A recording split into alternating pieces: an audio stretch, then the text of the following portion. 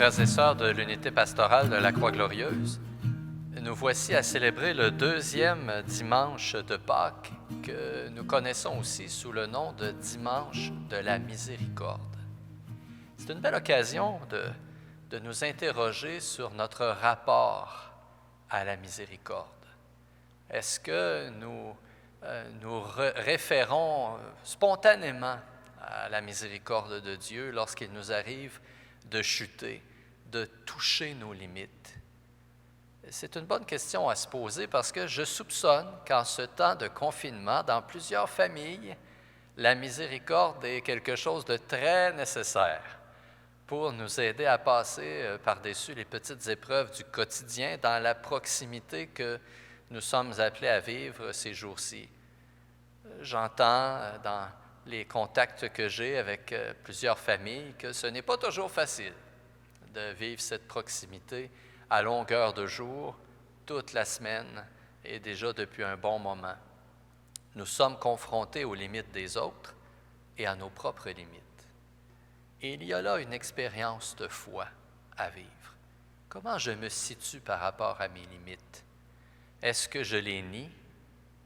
Est-ce que je m'apitoie sur ces limites? Ou est-ce que dans une dynamique de foi, je laisse Dieu me rejoindre dans mes limites? Est-ce que je me laisse relever par lui et être rendu capable de les dépasser, d'aller plus loin dans ma façon d'aimer, dans ma façon d'être fils et fille de Dieu? Elle est là la réalité de la miséricorde. Je suis fils de Dieu par mon baptême. Vous êtes des enfants de Dieu par votre baptême.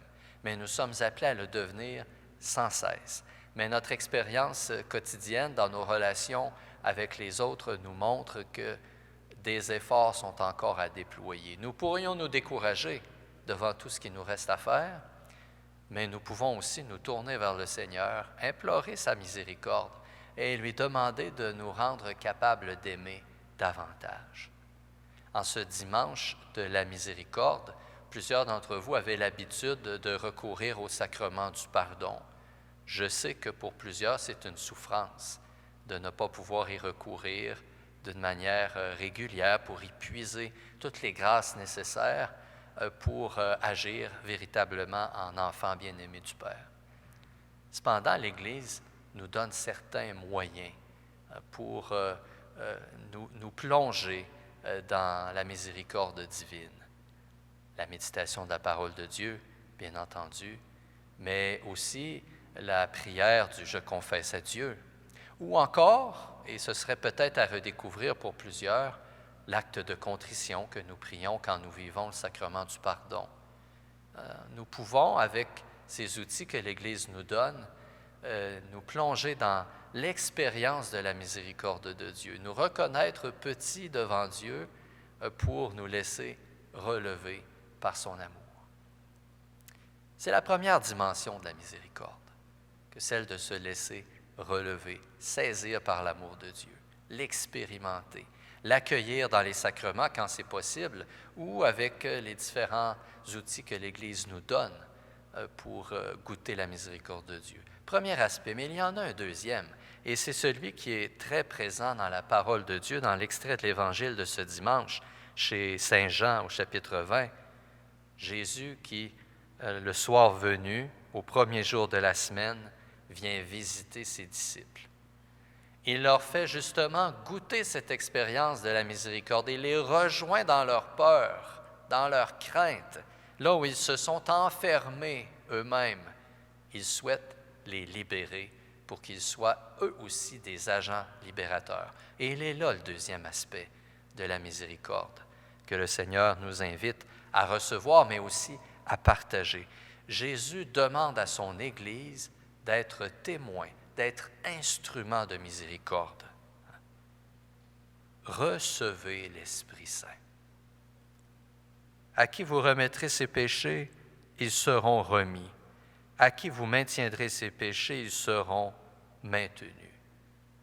Bien entendu, ici, nous faisons référence d'une manière particulière au ministère qui a été confié aux apôtres, aux évêques qui sont leurs successeurs, aux prêtres qui collaborent à ce ministère, c'est vrai, mais aussi à toute l'Église qui est témoin de miséricorde, artisane de miséricorde. Et pour que l'Église soit artisane de miséricorde, nous devons tous et chacun être des artisans de miséricorde, goûter la miséricorde et en être les témoins. Il nous reste tant de pardons à accorder. Et je sais, frères et sœurs, que ces pardons ne sont pas toujours faciles à accorder. Mais en puisant nous-mêmes à la miséricorde, en demandant au Seigneur la grâce, non seulement d'être pardonnés, mais de pardonner, nous entrons dans cette mission que le Christ a confiée à son Église, mission de miséricorde. En ces temps de confinement, il est bon de prendre ou de reprendre cette habitude de la révision de vie et de voir comment la miséricorde s'articule dans notre existence, dans notre quotidien. Je vous invite à faire cette révision de vie chaque jour et le moment venu, quand nous pourrons recourir au sacrement du pardon, sachez-le, nous nous empresserons d'être présents pour vous et d'accueillir ce que vous aurez décelé dans votre vie qui nécessite la guérison que le Seigneur peut donner. En ce dimanche de la miséricorde, demandons la grâce d'être réconciliés avec Dieu et entre nous. La miséricorde, pour l'expérimenter, il faut se donner des lieux de rencontre avec le Seigneur. Et c'est ce que nous essayons de vous fournir depuis le début de notre confinement, par les moyens qui nous sont donnés, les moyens technologiques qui nous sont donnés. Ce dimanche, vous aurez une opportunité de plus de méditer la parole de Dieu, de rencontrer le Seigneur dans la prière communautaire, puisque nous vous offrirons les vêpres. Vous pourrez, dès 17h, vous rendre sur notre page Facebook, Croix Glorieuse Sherbrooke, pour accéder à cet enregistrement des vêpres du dimanche. Déjà une occasion de rencontrer le Seigneur en nous unissant les uns aux autres dans la prière, formant Église miséricordieuse, portant les intentions de tout le peuple de Dieu. Lundi, évidemment, nous allons poursuivre nos messes quotidiennes qui ont lieu du lundi au samedi sur les ondes de MaTV et qui sont disponibles sur le site Internet de MaTV Sherbrooke également. Mardi, après la messe, nous aurons notre traditionnel temps d'adoration eucharistique interactif. Alors, vous pourrez, comme d'habitude, nous faire parvenir vos intentions de prière. Mercredi, Jean-François poursuivra sa bonne habitude d'offrir une catéchèse pour les adultes qui le désirent. C'est un rendez-vous également sur Facebook Live. Jeudi, le Père Francis Gadouri vous offrira encore une fois une réflexion au sujet des questions que vous lui soumettez, des questions de foi. Samedi prochain, fidèle à notre habitude, nous aurons une fois de plus le temps d'adoration après la messe du matin à 9h et vous pourrez encore une fois présenter vos intentions de prière devant le Seigneur en nous les transmettant, nous aurons le plaisir de les porter devant lui.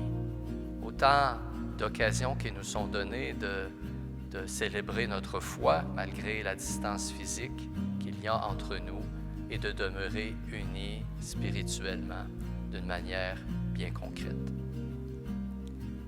Je demande au Seigneur, dans sa grande miséricorde, de vous combler de sa joie et de sa paix, de vous bénir, lui qui est Père, Fils et Saint-Esprit. Amen. Passez une belle semaine, un bon dimanche.